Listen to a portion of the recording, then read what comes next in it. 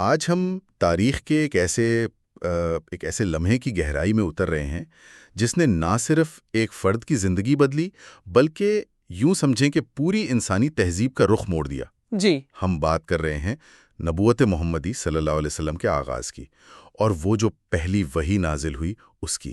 بالکل، یہ وہ نقطہ تھا جہاں سے ایک نئی تاریخ، ایک نئی روشنی شروع ہوئی۔ یقیناً، اور اس واقعے کی جو اصل اہمیت ہے نا، اسے سمجھنے کے لیے ہمیں پہلے وہ ماحول دیکھنا ہوگا، وہ زمانہ جس میں یہ سب ہوا۔ صحیح۔ یعنی وحی کے نزول سے پہلے کا عرب، جسے دور جاہلیت کہا جاتا ہے۔ ہاں، دور جاہلیت۔ اس کو سمجھے بغیر مجھے لگتا ہے ہم اس تبدیلی کی جو شدت تھی اور اس کی ضرورت کیوں تھی اس کا اندازہ نہیں لگا سکتے۔ اچھا، تو آئیے ذرا دیکھتے ہیں یہ جاہلیت کا دور تھا کیا۔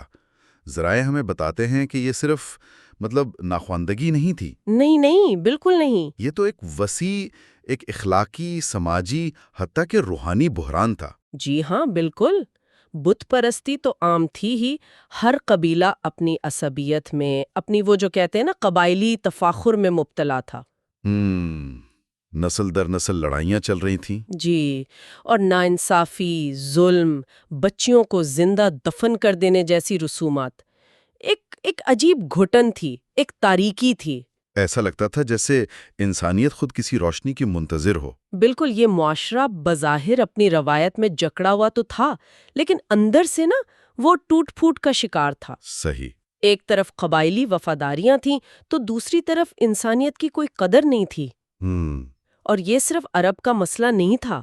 اگر دیکھا جائے تو اس وقت کی جو بڑی تہذیبیں تھیں وہ بھی اپنے اپنے اخلاقی الجھنوں میں گھری ہوئی تھیں۔ اچھا، تو اسی ماحول میں مکہ کے اندر ایک ایسی شخصیت تھی جو اپنی سچائی، اپنی امانت داری کی وجہ سے بالکل منفرد تھی۔ جی، محمد صلی اللہ علیہ وسلم، جنہیں لوگ الصادق اور الامین کہتے تھے، بالکل۔ اور وہ معاشرے کی اس حالت سے ظاہر ہے بے چین رہتے تھے۔ جی ہاں، وہ بے چینی ہی تھی جو انہیں شہر کے شور سے دور مکہ کے قریب وہ جو پہاڑ ہے جبل نور، جی، غار حرا۔ ہاں، غار حرا کی تنہائی میں لے جاتی تھی، غور و فکر کے لیے۔ یہ غار حرا میں جو وقت گزارا یہ بہت اہم لگتا ہے نا؟ بہت زیادہ۔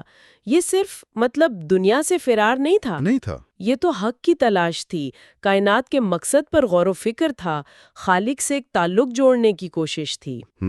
وہ خاموشی، وہ تنہائی، وہ گہرا تفکر، دراصل یہ سب آنے والی جو عظیم ذمہ داری تھی نا، اس کے لیے ایک روحانی اور ذہنی تیاری تھی۔ جی، یہاں قیادت کا ایک بنیادی اصول نظر آتا ہے کہ بڑا کام کرنے سے پہلے خود کو تیار کرنا، اپنے اندر جھانکنا کتنا ضروری ہے۔ یہ بات تو آج کے دور میں جہاں ہم ہر وقت شور میں گھرے ہیں شاید اور بھی اہم ہو گئی ہے۔ بہت زیادہ۔ کیا آج ہمیں بھی ایسی غار حرا کی ضرورت نہیں؟ کچھ وقت کے لیے اس ڈیجیٹل دنیا سے کٹ کر اپنی زندگی، اپنی اقدار پر غور کرنے کی۔ آپ نے بہت پتے کی بات کی ہے۔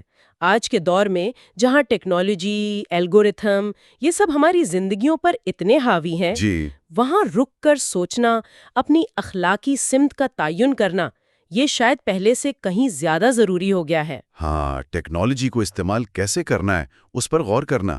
بالکل، یہ وہی عمل ہے جو نبی اکرم صلی اللہ علیہ وسلم نبوت سے پہلے اپنی ذات کے ساتھ کیا۔ اچھا، تو اس تیاری کے بعد وہ فیصلہ کن لمحہ آتا ہے۔ جی، ایک دن آپ صلی اللہ علیہ وسلم غار حرا میں ہی تھے، عبادت میں مصروف، کہ فرشتہ جبرائیل علیہ السلام انسانی شکل میں ظاہر ہوئے۔ جی ہاں، اور اللہ کا پہلا پیغام پہنچایا، اقرا بسم ربک الذی خلق، پڑھو اپنے رب کے نام سے جس نے پیدا کیا۔ یہ آغاز تھا علم کا، وحی کا، ایک نئے باپ کا۔ لیکن یہ تجربہ وہ بہت شدید تھا، بہت غیر معمولی۔ ہاں، ذرائع بتاتے ہیں کہ آپ صلی اللہ علیہ وسلم پر اس کا اتنا گہرا اثر ہوا کہ آپ کا جسم کانپنے لگا۔ جی، شدید لرزہ طاری ہو گیا، اور یہ ایک فطری رد عمل تھا۔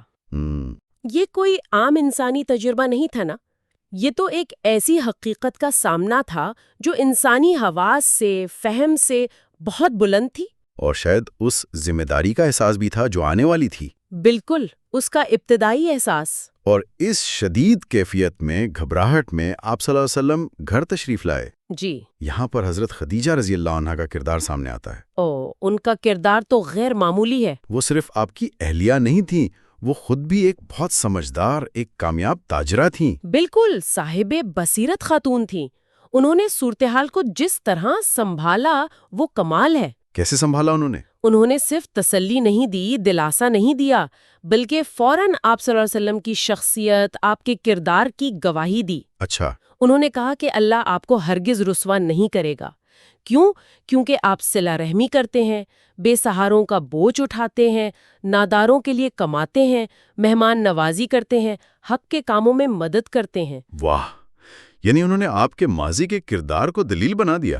بالکل، یہ صرف جذباتی سہارا نہیں تھا، یہ آپ صلی اللہ علیہ وآلہ کے کردار پر ایک غیر متزلزل یقین تھا کہ اتنی عظیم صفات والا شخص کسی منفی تجربے سے دوچار نہیں ہو سکتا۔ کمال کی بصیرت۔ جی ہاں، اور پھر وہ آپ صلی اللہ علیہ وآلہ کو اپنے چچا زاد بھائی ورقہ بن نوفل کے پاس لے گئیں۔ ورقہ بن نوفل، وہ تو عالم تھے، ہے نا؟ جی، وہ عیسائی عالم تھے اور پرانی الہامی کتابوں کا علم رکھتے تھے۔ اچھا۔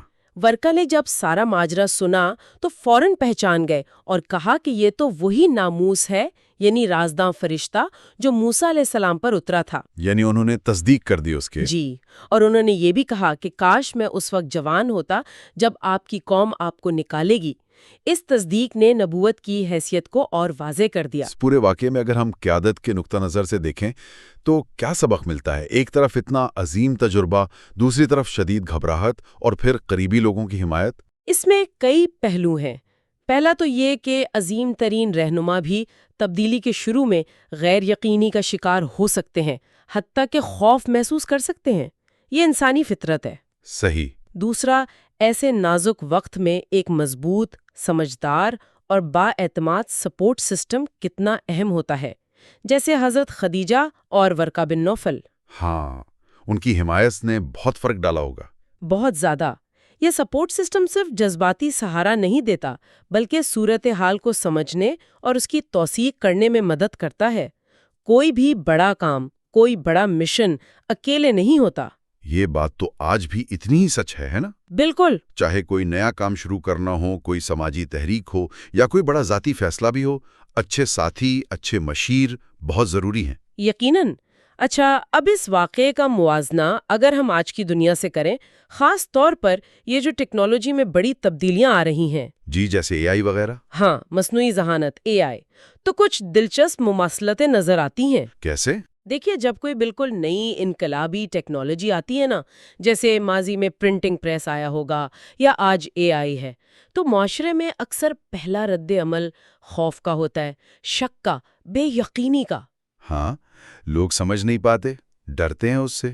بالکل، اس کے ممکنہ خطرات کو بڑھا چڑھا کر دیکھتے ہیں۔ تو آپ کا مطلب ہے کہ جس طرح وحی کا تجربہ شروع میں آپ صلی اللہ علیہ وسلم کے لیے شدید تھا، ویسے ہی بڑی ٹیکنیکی تبدیلیاں بھی معاشروں کے لیے پریشان کن ہو سکتی ہیں؟ ایک حد تک ہاں، لیکن یہاں ایک بنیادی، ایک بہت اہم فرق ہے۔ وہ کیا؟ وہی صرف ایک نئی صلاحیت یا معلومات نہیں تھی، وہ ایک واضح مقصد کے ساتھ آئی تھی، ایک اخلاقی سمت کے ساتھ، ایک کیوں کے ساتھ۔ اقرا بسم ربک، پڑھو اپنے رب کے نام سے۔ جی، یعنی علم کا حصول بھی ایک بڑے مقصد کے تابع ہے، جبکہ اکثر ٹیکنالوجیز بشمول اے آئی ہمیں زبردست صلاحیتیں تو دے دیتی ہیں کہ کیا کر سکتے ہیں۔ جی ہاں، لیکن ان کا مقصد کیا ہو، ان کی اخلاقیات کیا ہوں، یہ ہمیں خود طے کرنا پڑتا ہے۔ یہ بہت گہرا نکتہ ہے۔ یعنی ٹیکنالوجی تو شاید نیوٹرل ہو، لیکن اس کا استعمال اسے اچھا یا برا بناتا ہے۔ بالکل۔ اور وہی نے شروع سے ہی ایک اخلاقی قطب نما، ایک مورل کمپاس دے دیا۔ بالکل صحیح۔ وہی نے صرف یہ نہیں بتایا کہ کیا کرنا ہے، بلکہ یہ بھی واضح کیا کہ کیوں اور کیسے کرنا ہے۔ ایک مکمل ضابطۂ حیات، ایک اخلاقی ڈھانچہ دیا۔ آج اے آئی کے دور میں سب سے بڑا چیلنج یہی ہے کہ ہم اس طاقتور ٹیکنالوجی کو کس اخلاقی فریم ورک میں استعمال کریں گے۔ کیا ہم صرف رفتار، کارکردگی، منافع پہ دھیان دیں گے، یا انسانی بھلائی، انصاف، ان اقدار کو بھی سامنے رکھیں گے؟ جی ہاں، تاریخ کا یہ واقعہ ہمیں یاد دلاتا ہے کہ حقیقی اور پائیدار تبدیلی کے لیے اخلاقی ویژن کتنا ضروری ہے۔ تو کیا ہم یہ کہہ سکتے ہیں کہ جس طرح وحی نے عرب معاشرے کی جہالت کی تاریکی کو مٹایا، اسی طرح ایک مضبوط اخلاقی بنیاد آج کی ٹیکنالوجی سے پیدا ہونے والی الجھنوں کا مقابلہ کر سکتی ہے؟ شاید ایک قسم کی ڈیجیٹل جہالت کا؟ یہ بہت اچھی تشبیہ ہے۔ جاہلیت صرف پتھر کے بتوں کی پوجا نہیں تھی، وہ اقدار کا بحران تھا۔ صحیح۔ آج ہمارے بت شاید الگوریدم پر اندھا یقین ہے، یا ڈیٹا کی بے لگام پرستش، یا سوشل میڈیا کی وہ جو سطحی نمود و نمائش ہے۔ ان سے نکلنے کے لیے بھی ایک واضح اخلاقی روشنی کی ضرورت ہے، جو ہمیں یاد دلائے کہ انسان ٹیکنالوجی سے پہلے ہے۔ بالکل۔ اچھا، واپس آتے ہیں نبوت کے آغاز کی طرف۔ تو وحی کا پہلا تجربہ ہوا، حضرت خدیجہ رضی اللہ تعالی عنہا اور ورقہ کی تصدیق ملی۔ آپ صلی اللہ علیہ وآلہ وسلم نے اس ذمہ داری کو قبول کیا۔ اب اگلا قدم دعوت کا آغاز۔ جی ہاں، لیکن یہ آغاز بھی بڑا تدریجی تھا۔ ایک دم سے کھلے عام تبلیغ شروع نہیں کی۔ اچھا۔ بلکہ سب سے پہلے اپنے قریبی ترین، جو سب سے زیادہ قابل اعتماد لوگ تھے، ان کو اس نئے پیغام سے آگاہ کیا۔ کون لوگ تھے وہ؟ سب سے پہلے تو آپ کی اہلیہ حضرت خدیجہ، جو فوراً ایمان لائیں۔ وہ تو سب سے پہلے تھیں۔ جی۔ پھر آپ کے قریبی دوست حضرت ابوبکر صدیق رضی اللہ تعالیٰ عنہ، آپ کے کمسن چاچا زاد بھائی حضرت علی رضی اللہ تعالیٰ عنہ، جو آپ کے ساتھ ہی رہتے تھے، اور آپ کے آزاد کردہ غلام اور منہ بولے بیٹے حضرت زید بن حارثہ رضی اللہ تعالیٰ عنہ۔ یعنی بالکل قریبی حلقہ، اندر سے شروعات ہوئی۔ اس میں کیا حکمت تھی؟ اس میں بھی قیادت کا ایک اہم اصول ہے۔ کوئی بھی بڑا انقلابی خیال، کوئی بڑی تبدیلی پہلے ایک چھوٹے، محفوظ اور ہم خیال حلقے میں جڑ پکڑتی ہے۔ یہ وہ لوگ ہوتے ہیں جو آپ کی شخصیت پر، آپ کے کردار پر، آپ کی نیت پر پورا بھروسہ کرتے ہیں۔ صحیح۔ ان کی حمایت سے بنیاد مضبوط ہوتی ہے اور پھر پیغام آہستہ آہستہ باہر پھیلتا ہے۔ یہ ایک فطری طریقہ ہے۔ جیسے آج کل کہتے ہیں ارلی اڈاپٹرز تیار کرنا۔ بالکل بالکل وہی بات ہے۔ اگر ہم اس پورے عمل کے نفسیاتی پہلو کو دیکھیں، یہ کیسا تجربہ رہا ہوگا؟ ایک طرف وحی کی عظمت، ذمہ داری کا بوجھ، دوسری طرف وہ انسانی کیفیت، خوف، اور پھر ایمان اور توکل۔ یقیناً یہ ایک شدید نفسیاتی اور روحانی کشمکش کا دور تھا۔ خوف اور ایمان کا یہ جو امتزاج ہے نا، یہی اکثر بڑی تبدیلیوں کی بنیاد بنتا ہے۔ صحیح۔ ترقی ہمیشہ آرام دہ ماحول میں نہیں ہوتی۔ اکثر ہمیں اپنے ڈر کا سامنا کرنا پڑتا ہے، اپنی حدود سے باہر نکلنا پڑتا ہے، تبھی ہم کچھ نیا سیکھتے ہیں۔ آپ صلی اللہ علیہ وسلم کا وہ لرزنا، گھبرانا اور پھر ذمہ داری قبول کرنا، یہ سب اسی انسانی جد و جہد کا حصہ تھا؟ بالکل، اور پھر اس پر غالب آ کر ذمہ داری قبول کرنا، یہ روحانی بلندی کی علامت ہے۔ اسی لیے شاید کہتے ہیں کہ بہادری خوف کا نہ ہونا نہیں ہے، بلکہ خوف کے باوجود صحیح قدم اٹھانا ہے۔ بالکل صحیح کہا آپ نے۔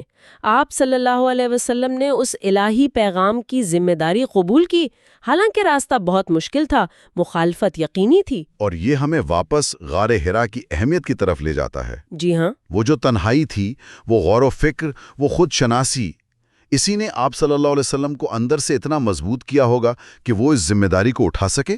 بالکل، قیادت صرف لوگوں کو متاثر کرنا یا ہدایات دینا نہیں ہے، اس سے پہلے خود اپنے اندر وہ گہرائی، وہ ویژن پیدا کرنا ہے جو دوسروں کی رہنمائی کا جواز بنے۔